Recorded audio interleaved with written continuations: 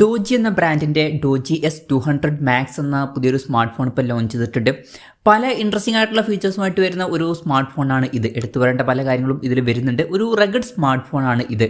എന്തായാലും ഈ ഒരു വീഡിയോയിൽ നമ്മൾ നോക്കാൻ പോകുന്നത് ഡോജി S200 മാക്സ് എന്നുള്ള സ്മാർട്ട് ഫോണിനെ പറ്റിയിട്ടാണ്. പിന്നെ വീഡിയോ തുടങ്ങുന്നതിന് മുമ്പ് പറയാനുള്ളൊരു കാര്യം എന്താ വെച്ചാൽ, ഇതുപോലെ നിങ്ങളുടെ സ്വന്തം ഫോട്ടോ അല്ലെങ്കിൽ നിങ്ങൾക്ക് ഇഷ്ടപ്പെട്ട ഡിസൈൻ പ്രിന്റ് ചെയ്തിട്ടുള്ള മൊബൈൽ കേസുകൾ അഫോർഡബിൾ ആയിട്ടുള്ള പ്രൈസ് റേഞ്ചിൽ വേണം എന്നുണ്ടെങ്കിൽ ഇവിടെ ഒരു വാട്സപ്പ് നമ്പർ കൊടുക്കുന്നുണ്ട്. താഴെ ഡിസ്ക്രിപ്ഷനിലും കമൻറ്റ് ബോക്സിലും ആ ഒരു വാട്സപ്പ് നമ്പർ കാണാം, നിങ്ങൾക്ക് കോൺടാക്ട് ചെയ്യാവുന്നതാണ്. ഇപ്പം ആദ്യം നമ്മൾ ഇതിൻ്റെ ബാറ്ററിയുടെ കാര്യം പറയുകയാണെന്നുണ്ടെങ്കിൽ 22,000 mAh ബാറ്ററിയാണ് വരുന്നത്. 22,000 mAh ബാറ്ററി എന്ന് പറയുന്നത് വളരെ കൂടിയൊരു ബാറ്ററി കപ്പാസിറ്റിയാണ്. പൊതുവേ ഫോണുകളിൽ ഇപ്പോഴത്തതിൽ 6,000 7,000 mAh ബാറ്ററിക്കാണ് മാക്സിമം കാണാറ്. ആ ഒരു ടൈമിലാണ് 22,000 mAh ബാറ്ററി വരുന്നത്. അതെടുത്തു വരേണ്ട ഒരു കാര്യമാണ്. 66 വാട്ടിൻ്റെ ഫാസ്റ്റ് ചാർജിങ് സപ്പോർട്ട് വരുന്നുണ്ട്. പിന്നെ വയേർഡ് റിവേഴ്സ് ചാർജിങ് സപ്പോർട്ട് ഇതിൽ വരുന്നുണ്ട്. പിന്നെ ടൈപ്പ് സി ചാർജിങ് പോർട്ടും ഇതിൽ കൊടുത്തിട്ടുണ്ട്. അപ്പം ബാറ്ററി സെറ്റപ്പ് വളരെ മികച്ചൊരു ബാറ്ററി സെറ്റപ്പാണ് എന്ന് തന്നെ പറയാവുന്നതാണ്. പിന്നെ ക്യാമറയുടെ കാര്യത്തിൽ ഫോണിൻ്റെ പിന്നിൽ ട്രിപ്പിൾ ക്യാമറ സെറ്റപ്പാണ് വരുന്നത്. 108 മെഗാ പിക്സലിൽ മെയിൻ ക്യാമറ സെൻസർ വരുന്നുണ്ട്. പിന്നെ 20 മെഗാ പിക്സലിൽ ഒരു നൈറ്റ് വിഷൻ ക്യാമറ ഇതിൽ വരുന്നുണ്ട്. ഇത് സോണി IMX 350യുടെ സെൻസറാണ്. അപ്പം ഇതിൽ നൈറ്റ് വിഷൻ ക്യാമറ പോലുള്ള ഇൻട്രസ്റ്റിംഗ് ആയിട്ടുള്ള കാര്യങ്ങളൊക്കെ വരുന്നുണ്ട്. പിന്നെ 2 മെഗാ പിക്സലിലെ മാക്രോ ലെൻസും വരുന്നുണ്ട്. അപ്പം അൾട്രാ വൈഡ് ആംഗിൾ ലെൻസ് വരുന്നില്ല, ആ ഒരു കാര്യം ശ്രദ്ധിക്കണം. പിന്നെ ഫ്രണ്ടിൽ 32 മെഗാ പിക്സലിൽ സെൽഫി ക്യാമറയാണ് കൊടുത്തിരിക്കുന്നത്. പിന്നെ എടുത്തു പറയേണ്ട മറ്റൊരു കാര്യം എന്താ വെച്ചാൽ IP68 69K റേറ്റിംഗ് ഒക്കെ സപ്പോർട്ട് ചെയ്യുന്നുണ്ട്. അപ്പം മികച്ചൊരു IP റേറ്റിംഗ് വരുന്നുണ്ട്. MIL STD 810H സർട്ടിഫിക്കേഷൻ ലഭിച്ചിട്ടുണ്ട്. പൊതുവെ ബിൽഡ് ക്വാളിറ്റിക്ക് ലഭിക്കുന്ന സർട്ടിഫിക്കേഷനാണ്. അപ്പം അതും നല്ലൊരു കാര്യമാണ്. പിന്നെ റഗഡ് ഫോൺ ആയതുകൊണ്ട് തന്നെ ഇതൊക്കെ ഇമ്പോർട്ടൻ്റ് ആയിട്ടുള്ള കാര്യങ്ങളും ആണ്. പിന്നെ ഈ ഒരു ഫോണിൽ എടുത്തു വരേണ്ട മറ്റൊരു കാര്യം എന്താ വെച്ചാൽ ഡിസ്പ്ലേയിൽ ഇപ്പം ഇതിൽ രണ്ടാമതൊരു ഡിസ്പ്ലേ വരുന്നുണ്ട്. ഇപ്പോൾ ഫോണിൻ്റെ ബാക്കിൽ 1.3 ഇഞ്ചിൻ്റെ ഒരു സ്ക്വയർ ഷേപ്പുള്ള ഒരു ഡിസ്പ്ലേ വരുന്നുണ്ട്.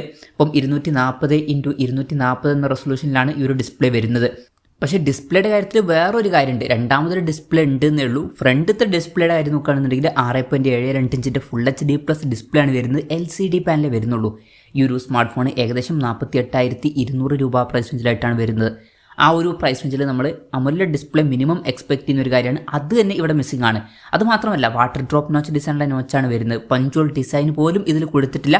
ഈ ഒരു പ്രൈസ് റേഞ്ചിൽ അതും ശരിക്കും ഡിസപ്പോയിൻറ്റിംഗ് ആയിട്ടുള്ള ഒരു കാര്യമാണ്. 120 Hz റിഫ്രഷ് റേറ്റ് ഒക്കെ ഇതിൽ സപ്പോർട്ട് ചെയ്യുന്നുണ്ട്. അപ്പം ഫ്രണ്ടിലുള്ള ഡിസ്പ്ലേയുടെ കാര്യം നോക്കുമ്പോൾ ഈ ഒരു പ്രൈസ് റേഞ്ചിൽ ഡിസപ്പോയിൻറ്റിംഗ് എന്ന് പറയാവുന്നതാണ്. പക്ഷേ ബാക്കിൽ ഒരു സെക്കൻഡറി ഡിസ്പ്ലേ വരുന്നുണ്ട്. പിന്നെ സൈഡ് മൗണ്ടഡ് ഫിംഗർ പ്രിന്റ് സെൻസറാണ് ഇതിൽ കൊടുത്തിരിക്കുന്നത്. ഇനി പ്രോസസ്സറിൻ്റെ കാര്യം പറയുകയാണെന്നുണ്ടെങ്കിൽ MediaTek Dimensity 7050 എന്ന പ്രോസസ്സറാണ് ഇതിൽ വരുന്നത്. അപ്പം ഈ ഒരു 48,200 രൂപ പ്രൈസ് റേഞ്ചിൽ ഈ ഒരു പ്രോസസ്സർ എങ്ങനെ ഉണ്ടെന്ന് വെച്ചാൽ ഡിസപ്പോയിൻറ്റിംഗ് എന്ന് തന്നെ പറയേണ്ടി വരും. 15,000 രൂപ പ്രൈസ് റേഞ്ചിനൊക്കെ പറ്റിയിട്ടുള്ള ഒരു പ്രോസസ്സറാണ് ഇത്. ആ ഒരു ടൈമിലാണ് ഈ ഒരു പ്രൈസ് റേഞ്ചിൽ ഈ ഒരു സെയിം പ്രോസസ്സർ കൊടുത്തിരിക്കുന്നത്. അപ്പം പ്രോസസ്സറും ഡിസപ്പോയിൻറ്റിംഗ് ആണ്. പിന്നെ ഈ ഒരു ഫോണിൻ്റെ ബേസ് വേരിയൻറ്റിൽ 16 GB റാമും 512 GB ഇൻ്റർണലൊക്കെ വരുന്നുണ്ട്. അത് നല്ല കാര്യങ്ങൾ തന്നെയാണ്. ഇപ്പോൾ 5G സപ്പോർട്ടും കാര്യങ്ങളൊക്കെ ഇതിൽ വരുന്നുണ്ട്. മെമ്മറി എക്സ്പാൻഡ് ചെയ്യണമെന്നുണ്ടെങ്കിൽ മെമ്മറി കാർഡ്സിലോട്ട് വരുന്നുണ്ട്. NFC സപ്പോർട്ട് വരുന്നുണ്ട്. പിന്നെ കസ്റ്റമൈസ് ചെയ്യാൻ പറ്റിയിട്ടുള്ള ഒരു കീ സെപ്പറേറ്റ് വേറെ വരുന്നുണ്ട്. Android 15 ബേസ് ആയിട്ടുള്ള സോഫ്റ്റ്വെയർ ആണ് ഇതിൽ വരുന്നത്. അപ്പം ഇതൊക്കെയാണ് ഫീച്ചേഴ്സിനെ പറ്റി പറയാനുള്ള കാര്യങ്ങൾ.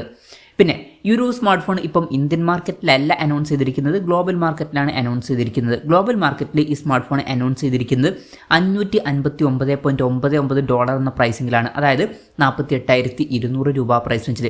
ആ ഒരു പ്രൈസ് റേഞ്ചിൽ ഈ പറഞ്ഞിട്ടുള്ള ഫീച്ചേഴ്സ് എങ്ങനെ ഉണ്ട് എന്ന് വെച്ചാൽ ഇൻട്രസ്റ്റിംഗ് ആയിട്ടുള്ള ചില കാര്യങ്ങൾ വരുന്നുണ്ട്. ഒന്നെന്ന് പറയുന്നത് ബാറ്ററി സെറ്റപ്പാണ്. അതുപോലെ തന്നെ മികച്ച IP റേറ്റിങ്ങും അതുപോലെ തന്നെ നല്ല സ്ട്രോങ് ആയിട്ടുള്ള ഒരു സ്മാർട്ട് ഫോണൊക്കെയാണ്. അതുപോലെ തന്നെ നൈറ്റ് വിഷൻ ക്യാമറയൊക്കെ വരുന്നുണ്ട്. അതുപോലെ തന്നെ സെക്കൻഡറി ഡിസ്പ്ലേയും വരുന്നുണ്ട്. പക്ഷേ ഇതിൽ എടുത്തു പറയേണ്ട ചില നെഗറ്റീവ്സ് ഉണ്ട്. ഡിസ്പ്ലേ ഈ ഒരു ഫോണിൽ അത്ര മികച്ചത് എന്ന് പറയാൻ പറ്റില്ല. ഫ്രണ്ടിലുള്ള ഡിസ്പ്ലേ അതുപോലെ തന്നെ പ്രോസസ്സർ ഈ ഒരു പ്രൈസ് റേഞ്ചിന് പറ്റിയിട്ടുള്ള പ്രോസസ്സറും അല്ല. അപ്പം ചില എടുത്തു പറയേണ്ട ഫീച്ചേഴ്സ് ഉണ്ടെങ്കിലും എടുത്തു പറയേണ്ട ചില നെഗറ്റീവ്സും ഇതിലുണ്ട്. പിന്നെ റഗഡ് ഫോൺ ആയതുകൊണ്ട് തന്നെ വെയ്റ്റും തിക്നെസ്സും കുറച്ച് കൂടുന്നതും ആയിരിക്കും.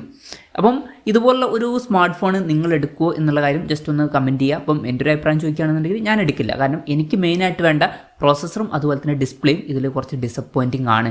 എന്തായാലും ഈ ഒരു ഫോണിനെ പറ്റിയിട്ടുള്ള നിങ്ങളുടെ അഭിപ്രായം ജസ്റ്റ് ഒന്ന് കമൻറ്റ് ചെയ്യുക.